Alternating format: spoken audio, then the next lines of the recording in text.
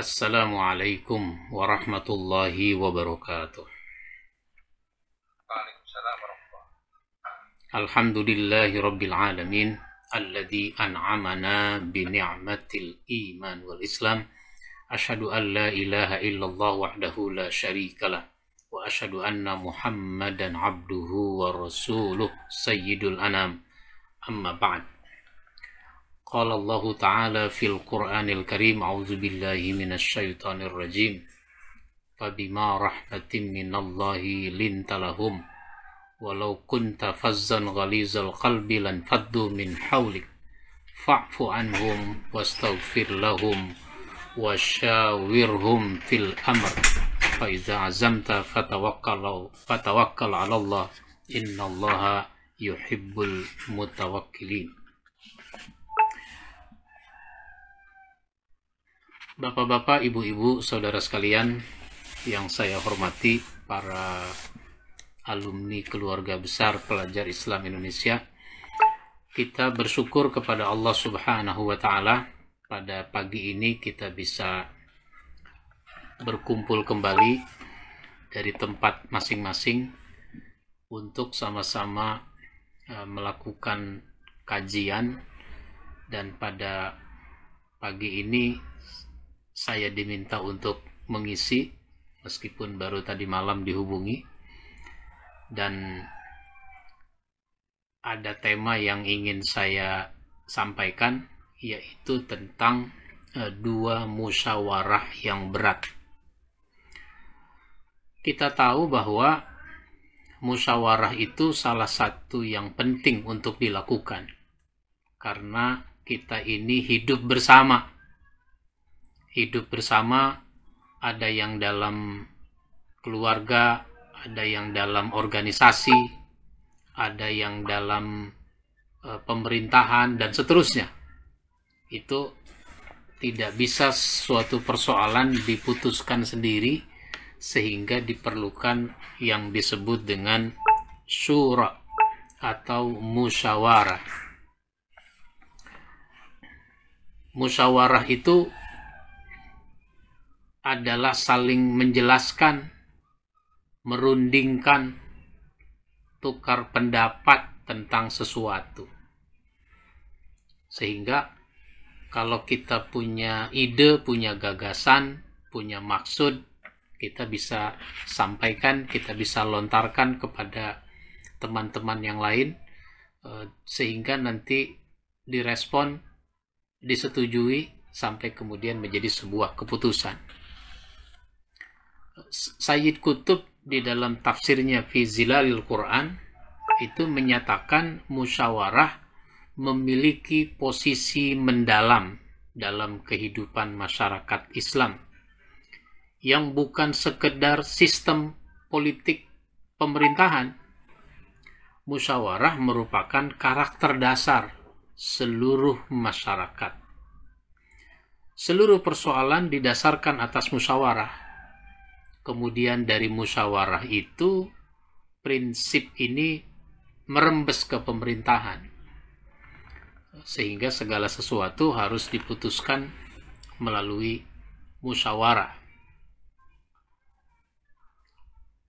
Setelah saya mempelajari beberapa ayat di dalam Al-Quran, ternyata ada dua musyawarah yang berat untuk dilakukan. Musyawarah harus dilakukan, tapi ada musyawarah yang berat untuk dilakukan.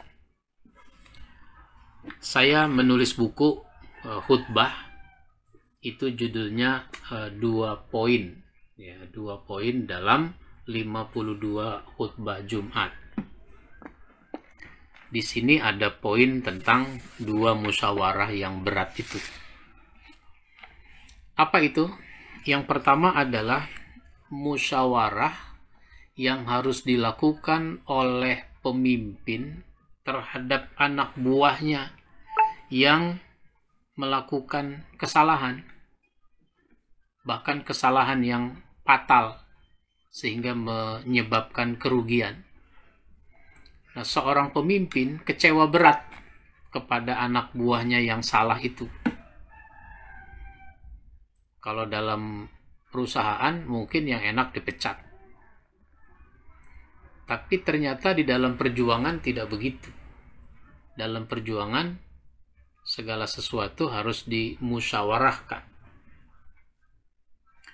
Nah, Rasulullah Shallallahu Alaihi Wasallam pernah mengalami itu, yaitu ketika perang Uhud. Perang Uhud itu kan awalnya menang, tapi kemudian berakhir dengan kekalahan. Kalau dalam dunia olahraga, kalah menang itu biasa. Yang tidak biasa itu kan kalah melulu. Nah, Rasulullah Shallallahu Alaihi Wasallam bukannya tidak menerima kekalahan, tetapi ini kekalahan disebabkan karena kelalaian, karena tidak disiplin. Sehingga dalam perang Uhud itu kaum muslimin, para sahabat yang meninggal itu ada 70 orang, 70 syuhada. Bahkan di antaranya adalah paman Nabi sendiri yang bernama Hamzah. Nah, perang berakhir dengan kekalahan, mau dikata apa lagi, memang sudah kalah. Dengan korban 70 sahabat, bahkan Rasulullah sendiri mengalami luka-luka, giginya patah. Bahkan diisukan meninggal di dalam perang itu. Yang membuat sebagian mental para sahabat juga jatuh.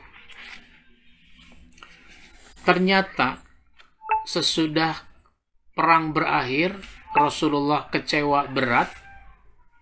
Rasulullah kemudian diarahkan oleh Allah Subhanahu wa Ta'ala dengan turunnya surat Ali Imran ayat 159. A'udzubillahi minasyaitonirrajim. Fabima rahmatin minallahi lintalahum walau kunta fazzan ghalizal qalbi lan faddu min haulik. Dengan sebab rahmat Allah kamu lemah lembut. Kalau kamu berhati kasar, orang akan menjauh dari sekelilingmu. Seolah-olah ini ingin ditegaskan oleh Allah. Perang sudah berakhir dengan kekalahan, perjuangan masih panjang, maka tugas kamu adalah melakukan konsolidasi. Diarahkanlah Rasulullah Shallallahu Alaihi Wasallam dengan 3 arahan, 3 arahan di dalam ayat ini. Yang pertama adalah fa'fu anhum, maafkan mereka. Karena memaafkan itu sifatnya orang takwa. Orang takwa itu suka memaafkan orang yang bersalah terhadap dirinya, meskipun orang itu belum minta maaf. Memaafkan itu sudah lebih dulu. Tapi kalau orang tidak bertakwa, orang udah minta maaf juga dia tidak mau memaafkan. Misalnya, ada orang disarankan, Pak, memang dia salah, Pak, tapi maafkan saja. Maafkan gimana? Orangnya aja belum minta maaf. Jadi kalau dia datang kepada Bapak mau minta maaf, Bapak maafkan. Ya kalau dia datang minta maaf, masa nggak saya maafkan? Ya sudah, kalau begitu saya kasih tahu dia. Maka disampaikanlah kepada orang yang bersalah itu, sudah kamu datang aja minta maaf. Mau kok dia memaafkan. Betul, iya. Datang dia. Ketika datang, menyampaikan apa? Pak, saya ngaku salah. Karenanya saya minta maaf atas kesalahan itu. Nah, ini orangnya udah ngomong langsung nih. Tapi karena dia tidak bertakwa, emosinya lebih kuat. Akhirnya bilang apa? Nggak semudah itu minta maaf. Maaf. Sakitnya tuh di sini, katanya begitu. Jadi kalau orang tidak takwa, orang udah minta maaf, dia tidak memaafkan. Tapi kalau orang bertakwa, orang belum minta maaf juga dia sudah memaafkan. Jadi fa'fu anhum, maafkan mereka. Dan ternyata memaafkan itu jangan basa-basi. Bapak udah maafin dia kan, kok Bapak jadi marah lagi? Belum saya maafkan. Lah kemarin waktu lebaran bukannya Bapak maafkan? Kan waktu lebaran salaman-salaman, minta maaf. Wah itu kan lebaran lain. Nah, itu namanya basa-basi. Jadi memaafkan itu tidak boleh basa-basi. Harus berangkat dari hati yang paling dalam. Maka arahan kedua sesudah fa'fu anhum wastaghfir lahum. Wastaghfir lahum, yaitu berdoalah kepada Allah biar supaya orang ini dimaafkan. Doa itu biasanya dari hati yang paling dalam. Meskipun ada juga orang doanya basa-basi. Kenapa? Emang dia tukang baca doa. Jadi basa-basi. Nah, maka sesudah berdoa yang mestinya dari hati yang paling dalam, sekarang buktikan. Kamu sudah memaafkan, kamu sudah mendoakan. Apa pembuktiannya? Nah, ini dia. Wasyawirhum fil amr. Bermusyawarahlah dengan mereka.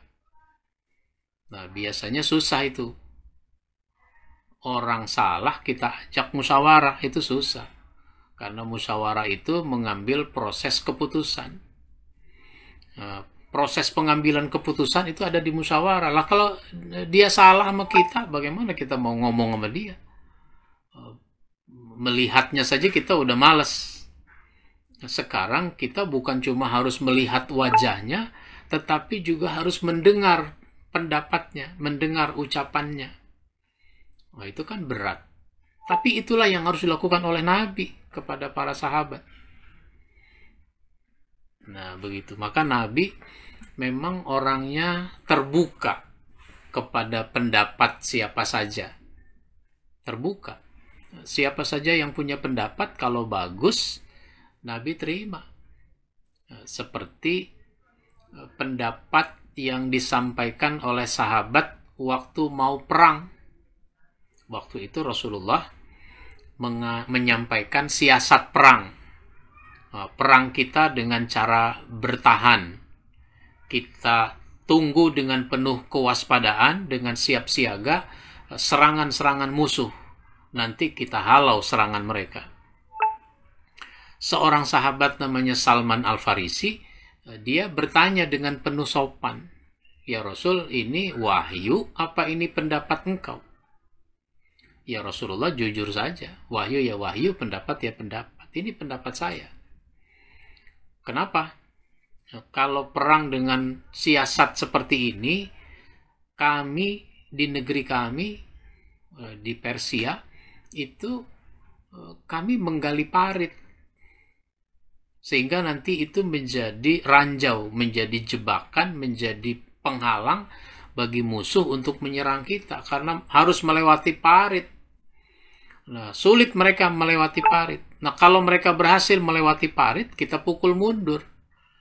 Kalau majunya saja sudah susah, apalagi mundurnya. Kira-kira begitu. Maka Nabi setuju dengan pendapat ini. Nabi terima. Nah, maka digalilah parit. Parit itu digali sedalam kaki kuda. Sehingga kuda kalau terperosok udah nggak bisa naik lagi. Selebar lompatan kuda.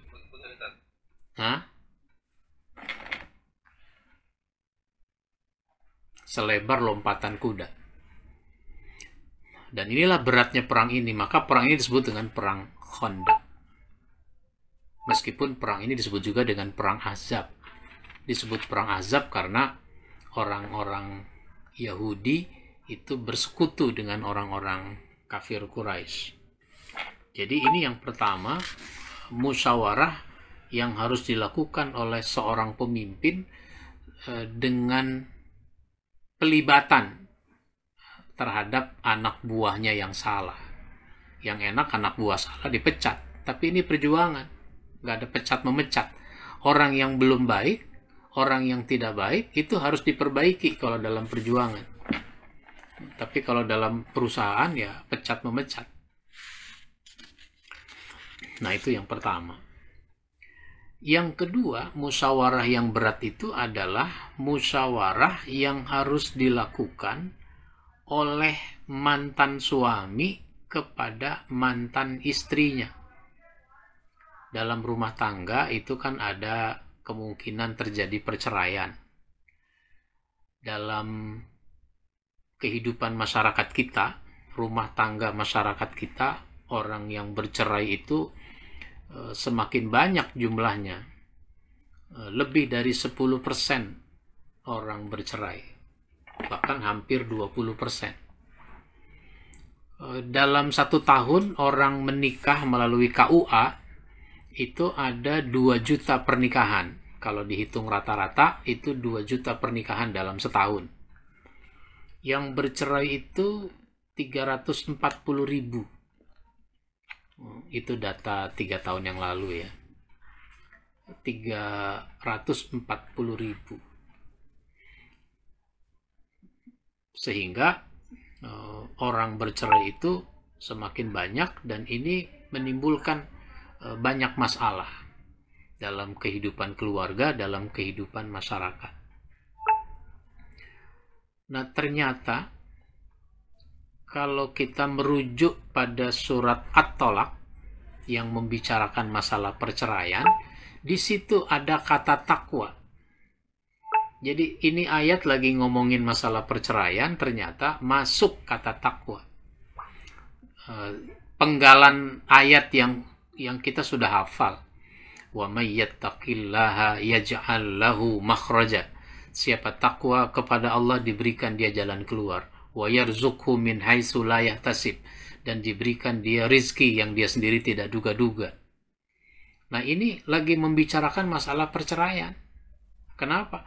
Karena suami istri yang bercerai itu tidak berakhir begitu saja. Tidak berakhir begitu saja.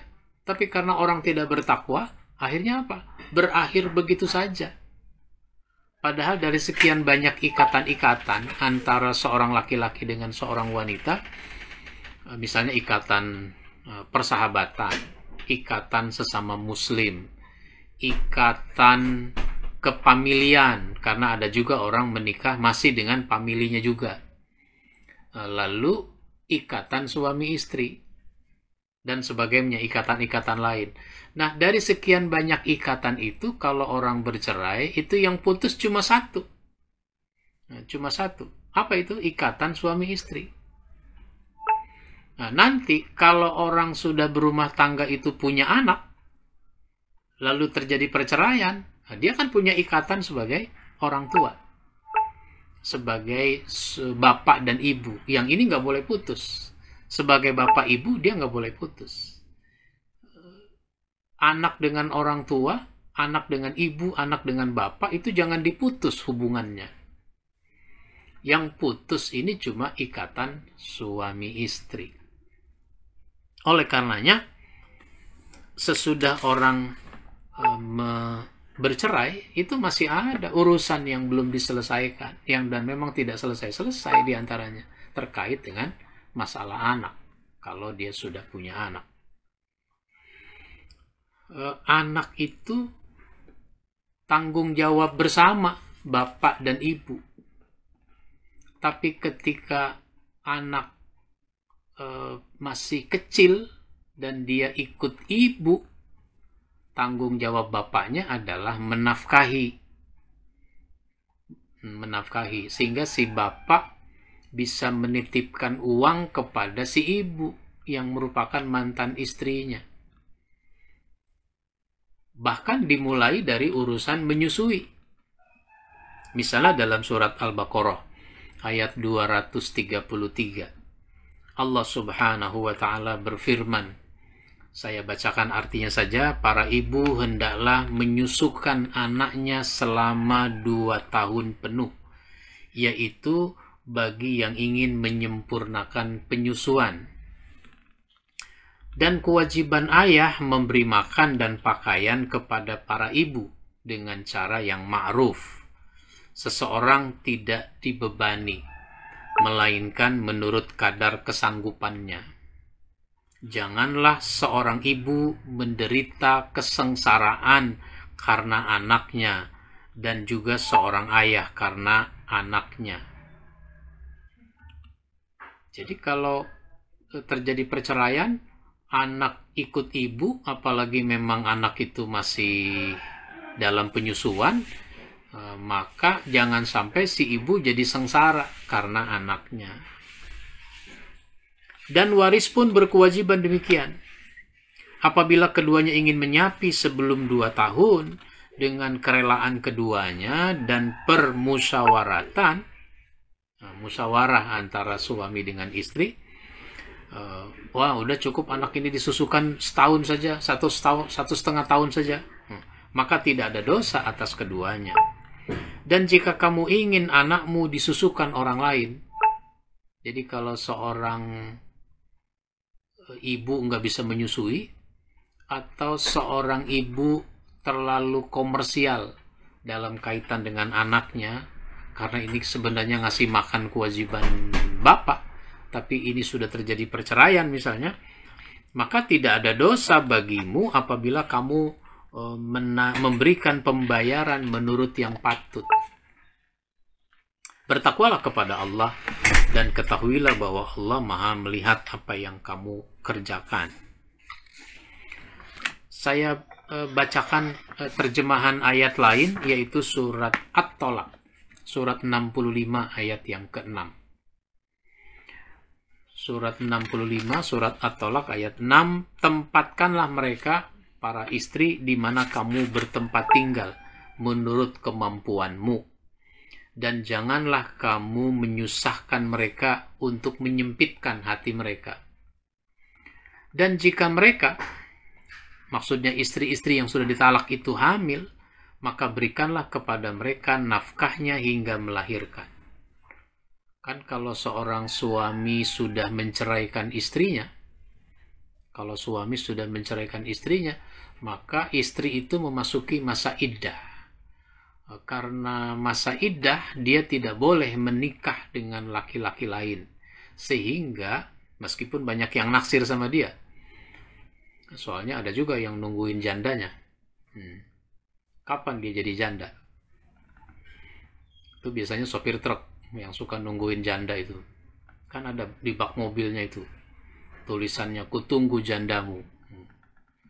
Nah, meskipun dia sudah jadi janda, nggak boleh laki-laki lain mau menikah dengannya. Tunggu dulu masa iddah. Nah, selama masa iddah ini, si suami masih berkewajiban, mantan suami ini masih berkewajiban menafkahinya, nafkah lahir, makan, minum, dan seterusnya. Itu kewajiban mantan suami. Sampai dia melahirkan. Kalau dia hamil itu sampai melahirkan. Masa iddah itu kan 3 kali suci, 3 kali haid. Sekitar 100 hari. Selama 100 hari itu kewajiban mantan suami menafkahi mantan istrinya. Tapi kalau dia hamil, maka itu sampai melahirkan. Dan sampai dia melahirkan, semua pembiayaan menjadi tanggung jawab mantan suaminya. Lah sekarang dia sudah melahirkan. Kemudian jika mereka menyusukan anak-anakmu untukmu, maka berikanlah kepada mereka upahnya, biaya menyusui. Dan musyawarahkanlah di antara kamu segala sesuatu itu dengan baik. Gitu. Jadi seorang mantan suami harus bermusyawarah dengan mantan istrinya dalam urusan apa? Urusan anak, menyusui. Jadi berapa ini saya harus ngasih biaya menyusui? Umpama nih kata istrinya, nggak usah banyak-banyak bang, udah 2 juta aja. Hah? 2 juta? Lu yang bener aja. Kan lu tahu sendiri, gue gajiannya cuma 4 juta. Masa 2 juta buat ini anak satu? Lah anak yang lain bagaimana? Ribut lagi dia. Nah, ketika ribut, nggak sepakat. Karena nggak sepakat, ini kan tanggung jawab bapak ngasih makan. Cuma makannya kan air susu ibu. Sudah, sini, bayinya saya bawa. Biar nanti ada ibu tetangga, dia juga baru baru melahirkan, anaknya mati, nanti dia yang menyusui. Itu boleh. Wanita lain, ibu lain yang menyusui anaknya. Cuma kan ada konsekuensinya. Konsekuensi hukumnya itu nanti menjadi saudara sepersusuan. Anaknya ini nanti, anak ibu ini dengan anak ibu itu, ini menjadi saudara sepersusuan. Yang konsekuensi hukumnya ya dia menjadi mahram, nggak boleh menikah nanti. Gitu.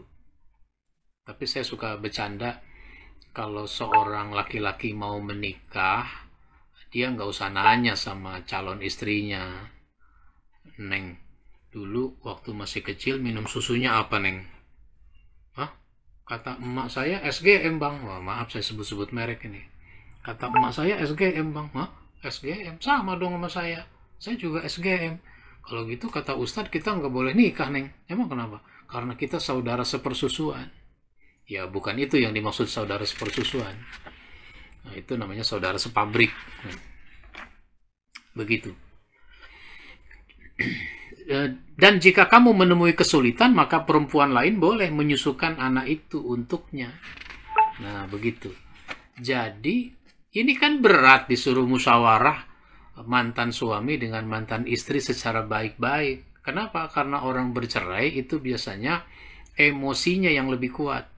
Emosinya yang lebih besar. Nah, sehingga nggak ada lagi tuh kewajiban yang harus dia tunaikan. Kan begitu banyak orang bercerai, ditinggal begitu saja istrinya bersama anaknya. Dia kemudian kawin lagi, lalu si ibu itu jadi susah yang berkaitan dengan anaknya. Dia harus menafkahi dirinya dan dia harus menafkahi anaknya. Sementara mantan suaminya, bapak dari anak-anak ini tidak bertanggung jawab. Maka itu namanya bapak yang zalim. Nah ini. Jadi di dalam Al-Quran ini kita ditekankan untuk bermusyawarah, ambil kesepakatan dengan mantan istri, meskipun itu sangat berat untuk dilakukan. Segala hal yang berkaitan dengan anak itu dimusyawarahkan. Misalnya anak mau sekolah di mana nih anak? Si bapak nggak cukup hanya transfer uang, tapi sampai memusyawarahkan. Nah, kalau sudah bercerai saja masih harus musyawarah, apalagi belum bercerai. Ini kadang-kadang suami istri masih sah sebagai suami istri, itu sudah tidak mau bermusyawarah. Semua diputuskan oleh suami atau semua diputuskan oleh istri. Semuanya harus terima aja udah. Nggak ada musyawarah. Nggak begitu. Yang sudah bercerai saja harus musyawarah, apalagi yang masih menjalani kehidupan rumah tangga. Nah ini sesuatu yang berat, sehingga begitulah tuntunan ajaran Islam. Ini bukan soal perasaan. Kan berat itu adanya di perasaan. Tapi ini hukum. Hukum jangan dibawa-bawa ke perasaan. Perasaan jangan dibawa-bawa ke persoalan hukum. Ya, sehingga kita punya perasaan itu menyesuaikan diri dengan hukum. Bukan hukum disuruh mentolerir perasaan.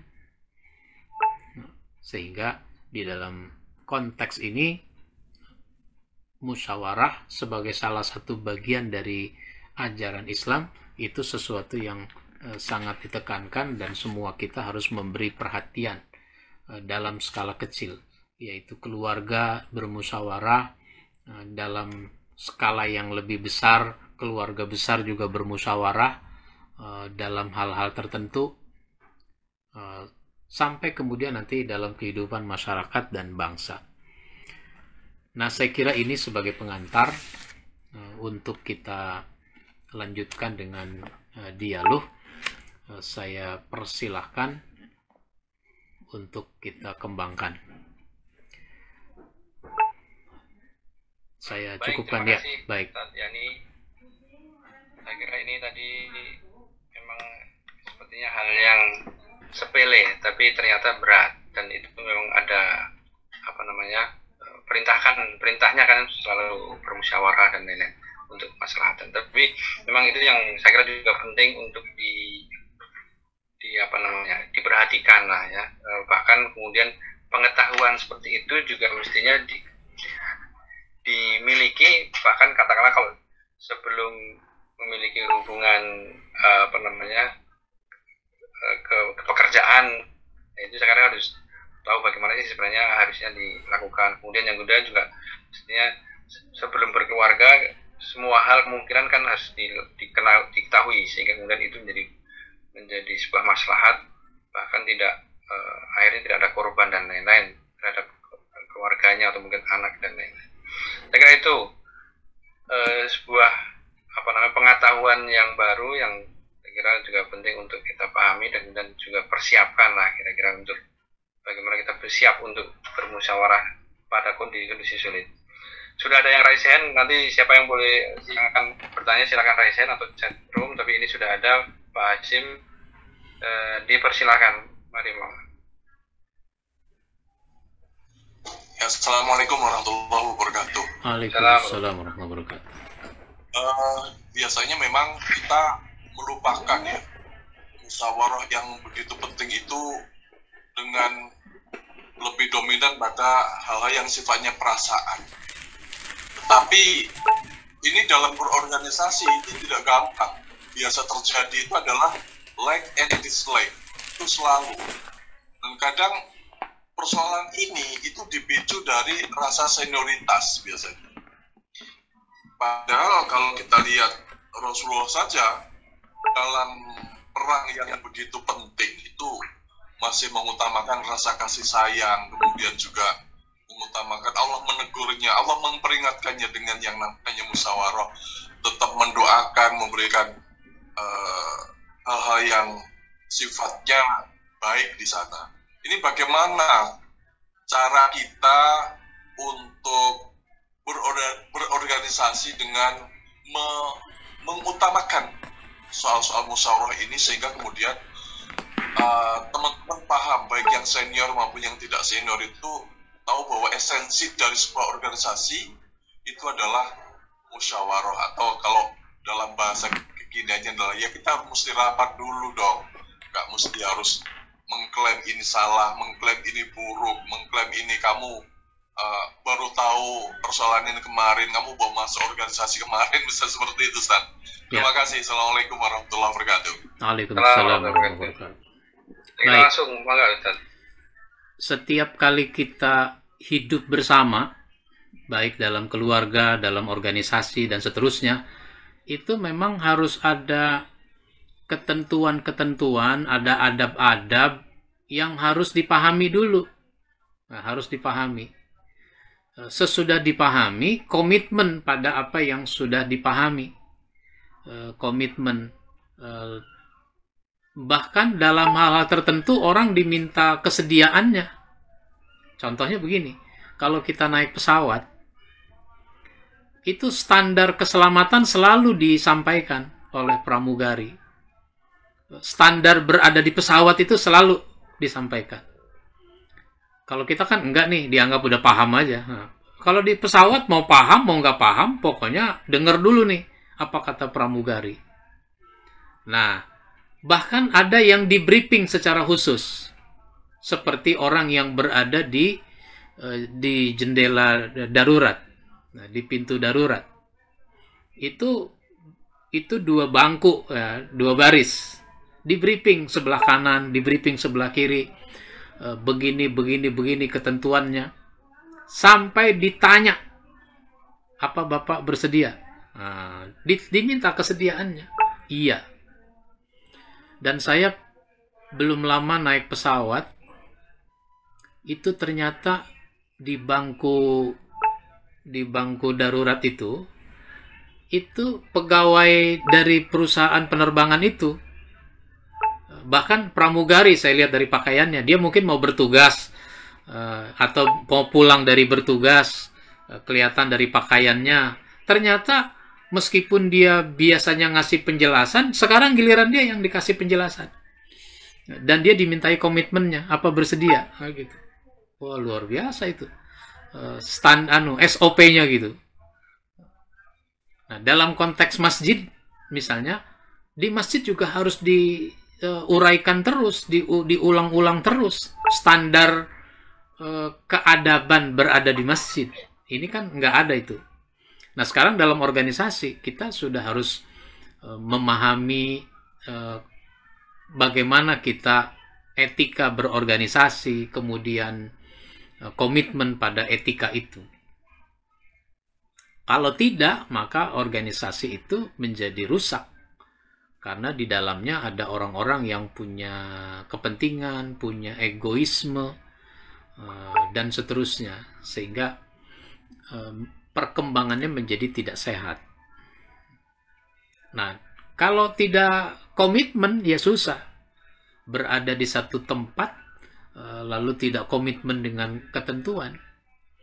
Seperti orang yang naik kapal, lalu dia mau ambil air, dan dia membolongi kapal itu biar supaya gampang ngambil airnya. Ya nggak begitu, karena kepentingan satu orang ini bisa merusak semuanya.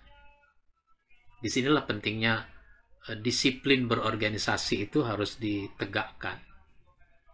Saya kira begitu, Pak. Oke, baik. Terima kasih, Ustaz. Ada lagi yang ingin menyampaikan pertanyaan?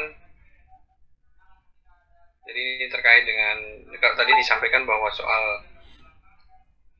ya musyawarah itu harus dilakukan dan kemudian juga memang dilandasi dengan peraturan-peraturan lah ya. Jadi musyawarahnya tidak berbasis pada kepentingan masing-masing saja, tapi sudah ada disepakati di awal atau mungkin sudah ada komitmen di awal sehingga kemudian musyawarah itu mudah untuk dilakukan sehingga tidak emosinya yang kemudian juga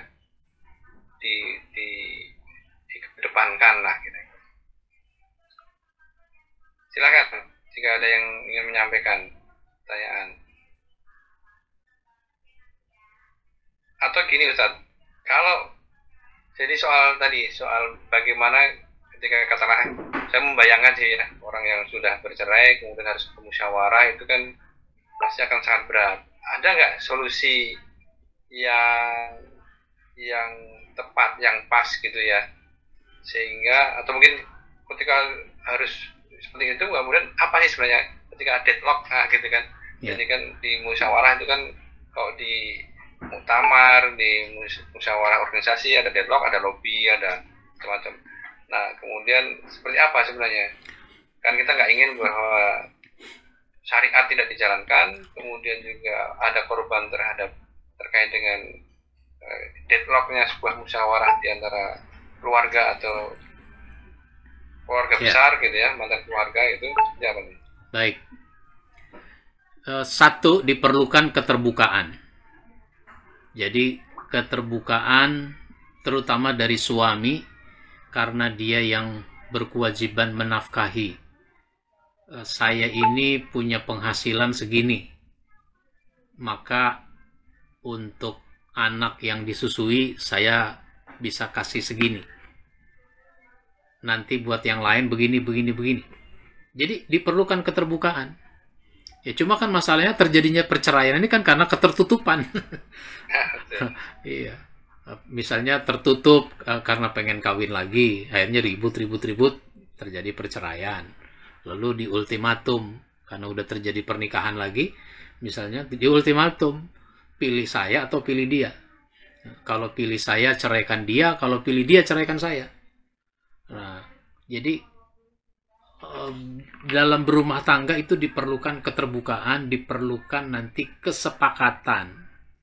Kesepakatan itu misalnya saya ini sebagai suami bisanya ngasih uang kepada istri kalau dalam bentuk ngasihnya harian, bisanya berapa? Itu disepakati, standarnya berapa? Apa-apa mahal misalnya. Masa ngasih uang masih 100.000 aja kayak dulu? Padahal dulu anak cuma 100.000, sekarang anak udah 3, masih 100.000 aja misalnya. Jadi diperlukan keterbukaan di situ, transparansi. Oh. Nah, kalau udah sepakat, umpama nih, seorang suami bisanya ngasih 150.000 sehari atau 200.000 sehari. Suatu ketika, katakanlah misalnya tadi kesepakatan 200.000 sehari. Suatu ketika si suami bisanya ngasih 150.000. Nih 150. Si istri kemudian komplain. Kok 150? Jangan bilang apa? Jangan bilang kamu ini jadi orang dasar nggak bersyukur. Dikasih bukannya terima kasih. Ya jangan ngomong begitu. Kenapa? Kalau biasa 200 sekarang 150, ya wajar kalau orang bertanya. Jangan marah. Makanya disuruh menahan amarah, jangan marah. Meskipun hanya dengan 1-2 kalimat. Jelaskan saja apa adanya, memang biasanya 200. Cuma sekarang ini saya lagi nggak punya, nggak cukup kalau 200. Ini saya punya uang sekarang 250. Jadi 150 buat kamu, yang 100 ini buat saya ongkos dan sebagainya. Itu namanya transparansi, apa adanya. Nah, kalau ternyata dalam konteks orang yang sudah bercerai tadi, deadlock lagi, ya kalau begitu diperlukan pihak ketiga. Pihak ketiga yang menjembatani, yang memfasilitasi, yang mendamaikan agar diambil kesepakatan. Jadi kalau ibarat diskusi itu ada moderatornya. Jadi ada pihak ketiga yang jadi moderator antara mantan suami dengan mantan istri. Nah, tentu saja moderator ini tidak berpihak ke suami atau tidak berpihak ke istri, tapi dia berpihak pada kebaikan, berpihak pada kebenaran. Nah, begitu. Selama orang masih mau bermusyawarah, maka dia tidak terlalu menonjolkan egoismenya. Tapi kalau sudah egoismenya, susah musyawarah gitu. Musyawarah itu tidak bisa berlangsung dengan baik kalau masing-masing orang punya egoismenya masing-masing yang harus diperjuangkan, yang harus dipertahankan. Enggak begitu. Baik. Ada lagi? Ada. Oke, silakan Pak Kos. Ya. Ustaz, ini mau tanya, batas kewajiban, adakah batasnya gitu? Artinya batas terutama dalam segi nafkah. Iya. Apa dari usia atau dari apa gitu. Kemudian kalaulah misalnya si yang mengurus ini, artinya ibunya mampu, apakah kita si suami lepas dari tanggung jawab itu atau gimana? Baik. Ya, kalau orang bercerai, kewajiban suami kepada istri sampai berakhirnya masa iddah. Itu ya. Yang 3 masa iddah ya. Kalau dia tidak hamil sampai 3 kali suci, 3 kali haid. Kalau dia hamil sampai melahirkan. Kewajiban kepada anak sampai itu anak mandiri. Sampai anak itu mandiri. Sehingga seluruh keperluan anak itu menjadi kewajiban bapaknya. Bagaimana kalau ibunya sanggup? Ini bukan urusan ibunya, ini urusan bapaknya. Sehingga bapaknya tetap berkewajiban. Meskipun mantan istrinya sanggup, punya penghasilan. Tapi ini menyangkut kewajiban seorang bapak kepada anak. Nah, kalau nggak mampu si bapak, ya itu tadi dimusyawarahkan. Tapi dia tidak boleh bilang tidak mampu selama dia masih bisa berusaha. Kecuali tidak mampunya karena memang darurat. Misalnya si suami, si bapak itu sakit, sakit yang menyebabkan dia nggak bisa lagi mencari nafkah.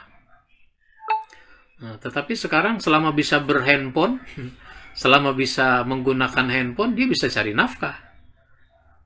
Nggak boleh alasan, karena orang tidak selalu nyari nafkah itu dengan pergi dari rumah, berjalan, melakukan aktivitas. Tapi dengan handphone saja orang sudah bisa mencari nafkah. Nah itu, selama orang mau menunaikan kewajiban, itu tadi, wa may yattaqillaha yaj'al lahu makhraja, ada jalan keluarnya, wa yarzuqhu min haitsu la yahtasib, dia akan diberikan rizki yang dia sendiri nggak duga-duga. Rezekinya tidak terduga. Yang penting dia komitmen pada kewajiban, nanti rezekinya ada. Kalau nggak ada komitmennya, ya dari mana rezeki itu mau datang? Komitmennya dulu pada kewajiban. Nah, begitu Pak. Makasih. Baik. Oke, baik. Ada lagi yang menyampaikan pendapat, pertanyaan. Jadi memang saya kira ini hal-hal teknis yang juga kadang-kadang kita nggak mau terbuka untuk menyampaikan ya. Memang itu harus ada orang yang, atau saya nggak tahu ya, memang ini persoalan yang apakah memang harus di awal. Jadi persoalan seperti ini harusnya dipahami sejak awal. Kemudian sejak awal itu maksudnya sebelum kemudian ada dua insan yang memadukan keluarga, memadukan apa istilahnya itu, ya kepentingannya menjadi sebuah keluarga. Itu saya kira itu yang mungkin juga kadang-kadang terlewatkan dari kita Ustadz ya. Jadi, sehingga mungkin angka perceraian itu tinggi karena salah satunya memang persiapannya tidak ada. Kalau dulu ada istilah ya, untuk menjadi manajer ada sekolahnya, untuk menjadi dokter ada sekolahnya, tapi untuk menjadi ayah, menjadi ibu itu kan kayaknya harus ada sekolahnya Ustaz. Ini harus masuk materi training, masuk materi training PI. Nah, iya sih. Karena kalau tidak Begini, ya silakan Pak Azim. Begini Bang, jadi mungkin kita lebih ini juga ya, karena ini kan tema ini saya pikir luas. Secara konteks musyawarah itu kalau kita lihat di masyarakat memang belum berfungsi sebagaimana yang sebenarnya. Kasus-kasus musyawarah itu yang mesti harus banyak kita pelajari, di antaranya di sana bagaimana kita menghalau intrik, kita kemudian mengidentifikasi persoalan yang sebenarnya. Jadi mohon kita tidak terjebak dalam soal hanya suami istri gitu Bang. Iya. Nanti kan ada salah satunya. Oke. Iya. Terima kasih. Assalamualaikum. Waalaikumsalam. Memang babnya lagi bab soal ini, bab soal musyawarah yang berat, yaitu antara pemimpin dengan anak buahnya yang salah. Dia tetap harus dilibatkan dalam proses pengambilan keputusan. Kemudian antara mantan suami dengan mantan istri yang berkaitan dengan urusan keluarga yang masih harus menjadi kewajiban bersama, yaitu anak yang dihasilkan. Selama ini kan anak jadi banyak yang terlantar karena perceraian. Bapaknya kawin lagi, ibunya kerja, anak nggak ada yang ngurus. Akhirnya apa? Neneknya ketempuan. Neneknya yang mendapat beban. Neneknya udah berat hidup, sekarang ditambah lagi dengan urusan cucunya. Nah, nggak bertanggung jawab. Oleh karenanya di sini terkait dengan persoalan tanggung jawab, bahwa kalau orang bercerai nggak lepas tanggung jawab begitu saja. Masih ada kewajiban yang berkaitan dengan anak. Nah, begitu. Baik, ada lagi? Oke, baik. Ada lagi Bapak Ibu yang menyampaikan pertanyaan terkait dengan musyawarah. Memang kadang-kadang bicara itu mudah, maksudnya ngobrol itu mudah, tapi kemudian bermusyawarah itu yang kemudian agak susah ya, karena memang pasti ada sesuatu kepentingan yang ada dalam dirinya, kepentingan ada di lawan bicara, tapi kemudian kita harus menyatukan itu. Ada kepentingan. Kalau ngobrol kan biasanya ya sudah, tidak ada persoalan yang kemudian juga harus diputuskan. Silakan Bang Zai, ini ada present, silakan Bang Zai. Ya, terima kasih. Assalamualaikum warahmatullahi wabarakatuh. Waalaikumsalam warahmatullahi wabarakatuh. Ya, ini mungkin entah tambahan atau mungkin yang lainnya gitu kan. Ini terkait dengan namanya pendidikan pranikah gitu kan. Iya. Jadi untuk model pendidikan pranikah ini sepertinya belum begitu digunakan atau mungkin masih kurang pakaian gitu.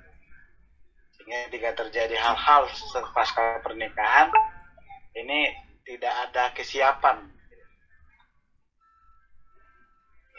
Kadang juga pernikahan itu karena unsur kecelakaan. Jadi ada ketidakseimbangan antara pendidikan pranikah dan pendidikan yang istilahnya itu pendidikan formal yang mengacu pada hubungan badan begitu kan, sehingga munculkan kecelakaan lalu kemudian nikah gitu. Nah, hal ini mungkin perlu perhatian, mungkin perlu digalakkan oleh institusi, baik oleh keluarga mungkin atau juga institusi yang sifatnya formal, entah KUA atau yang lainnya. Ya mungkin sementara seperti itu pandangannya. Oke. Terima kasih. Sampai kembali. Enggak, Ustaz. Ya, memang segala sesuatu orang harus dipersiapkan. Mau jadi guru misalnya, mau jadi guru yang cuma anak di bawah usia dini, yang disebut usia dini, mau jadi guru TK, mau jadi guru SD, mau jadi guru SMP, SMA, dan seterusnya, itu semuanya ada persiapan melalui pendidikan formal. Sekarang mau jadi suami, mau jadi ayah, mau jadi istri, mau jadi ibu, nanti mau jadi kakek, itu nggak ada orang dipersiapkan. Akhirnya dia menuruti kebiasaan saja. Kalau kebiasaan yang dicontohkan oleh keluarganya baik, akan jadi baik nanti. Tapi kalau keluarganya tidak baik, nanti dia nurut yang tidak baik. Jadi harus dipersiapkan memang orang untuk menjalani kehidupan rumah tangga. Nah, sebenarnya orang mau menikah itu sudah ada programnya di KUA, itu ada nama programnya itu pranikah, kursus pranikah itu ada. Kalau dulu kita zaman saya mau menikah itu kan di KUA waktu daftar dikasih pembekalan, cuma kan seringkali cuma formalitas, karena mungkin dianggap saya ini namanya P4 tuh Ustaz. Hah? P4 Ustaz, P4. Pendidikan. Oke. Gitu. Jadi terlepas dari program di KUA itu ada, tapi secara kemasyarakatan itu bisa kita lakukan.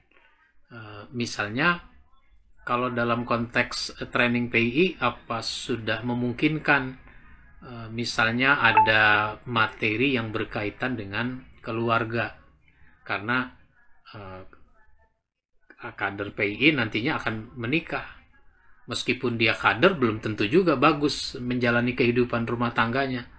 Terlepas dari soal itu, dipersiapkan orang untuk menikah. Mungkin juga di keluarga besar, kalau bukan keluarga besar PII maksudnya, di keluarga besar kita ini misalnya ada pengajian keluarga, ada arisan keluarga, tapi kan yang sering yang terlibat, yang ikut itu bapak dan ibu, sedangkan generasi berikutnya itu tidak ikut. Mungkin dalam konteks keluarga perlu ada kegiatan ekstra berupa masalah-masalah seperti ini. Baik. Oke, baik Ustaz. Terima kasih. Ada lagi? Kalau tidak kita cukupkan. Kamu udah jam 7 ya. Baik, akhirnya menjadi perusahaan yang juga penting buat kita pikirkan lagi. Kemudian juga kita persiapkan. Saya kira KBPI, meskipun tadi keluarga besar, kita keluarga besar ini juga bisa menjadikan ini sebagai sebuah PR lah ya. Karena kita kadang-kadang memang juga ketika tadi saya sampaikan oh iya benar juga, kita mengalami sendiri, atau mungkin saudara kita mengalami sendiri, ini adik kita mengalami sendiri, atau gimana lah gitu ya. Jadi merasa mungkin jangan sampai itu terjadi pada kita, anak kita, kemudian keluarga besar kita gitu ya, sehingga itu menjadi sebuah hal yang penting untuk kita persiapkan bersama-sama. Tidak ada? Saya terakhir nanya, Mas. Silakan. Terakhir Pak Engkos ya. Amir. Oh Pak Amir. Oh, oke Pak Amir Hamzah. Ya, Amir. Siap. Pak. Assalamualaikum Ustaz, apa jadi? Waalaikumsalam warahmatullahi wabarakatuh. Di antara masyarakat kita sering temui perceraian antara suami istri, dan hampir mayoritas itu rata-rata seperti tadi Pak Ustadz bilang, itu timbul deadlock antara komunikasi antara suami dan istri, karena memang kewajiban suami ketika bercerai betul memang harus menafkahi selama masa iddah.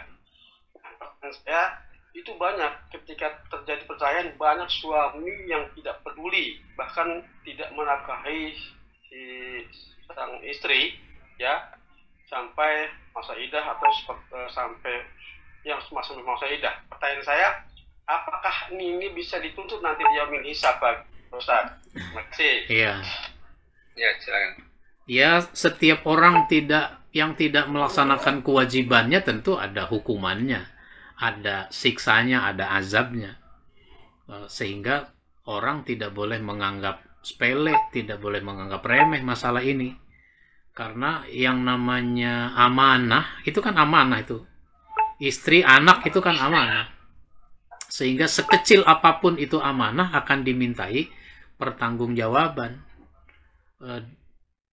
Ada hadis yang menceritakan bahwa nanti di hari kiamat, di hari akhirat, itu orang disiksanya mengejar-ngejar amanah yang belum dia tunaikan.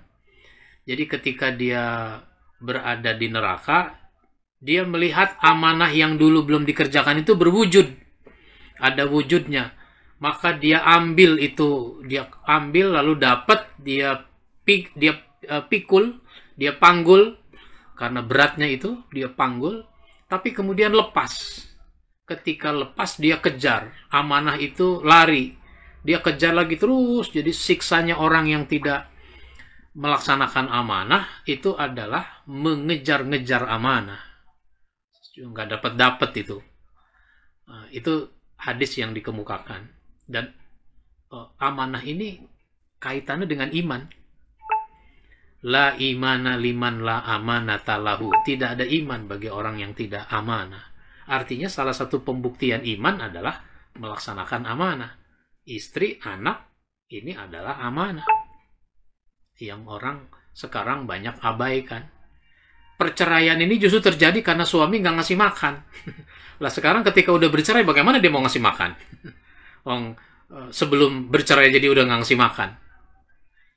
Dan orang tidak boleh alasan tentang kesulitan-kesulitan hidup. Karena selama orang mau menunaikan kewajibannya, melaksanakan amanahnya, insya Allah ketemu jalannya. Begitu. Baik.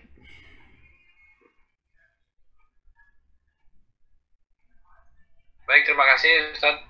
Jadi ya setiap orang pasti akan dimintain pertanggungjawaban pasti ya, ketika dia bisa istilahnya itu menyanggupi untuk menganggap memikul sebuah tanggung jawab, maka kemudian itu akan diminta pertanggungjawaban apapun besarnya, apapun kecilnya, apapun bentuknya ya. Saya kira ini menjadi pengingat buat kita lah, bagaimana kita harus benar-benar memiliki ilmu, memiliki komitmen untuk menuntaskan, kemudian juga menjalankan, termasuk kemudian juga tadi terkait dengan hal-hal keluarga. Ternyata ilmu kita juga perlu ditambah, kemudian komitmen kita harus ditambah. Ada lagi? Kalau tidak kita tutup. Tapi gini, ada beberapa kabar-kabar yang lain adalah hari besok ya. Besok itu ada musyawarah wilayah, ini khususnya untuk KBBI, ada musyawarah wilayah di Jawa Tengah. Semoga berjalan dengan lancar. Kemudian pekan depan itu ada musyawarah wilayah juga di Ternate ya, ada dari Ternate nggak? Oh, ada pekan depan, jadi Sabtu akan depan itu di Ternate.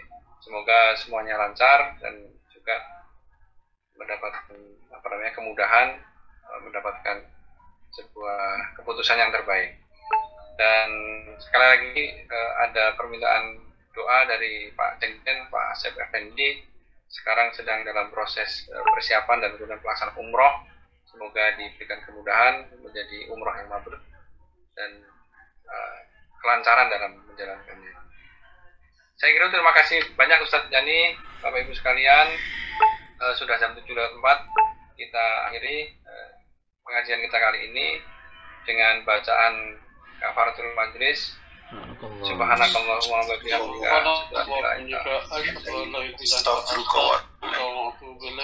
Terima kasih, kita berjumpa lagi di pekan depan pengajian, dan juga kalau ada kajian politik nanti kita akan kabarkan berikutnya. Ada kurang lebihnya mohon maaf. Billahi taufiq wal hidayah. Assalamualaikum warahmatullahi wabarakatuh. Waalaikumsalam warahmatullahi wabarakatuh.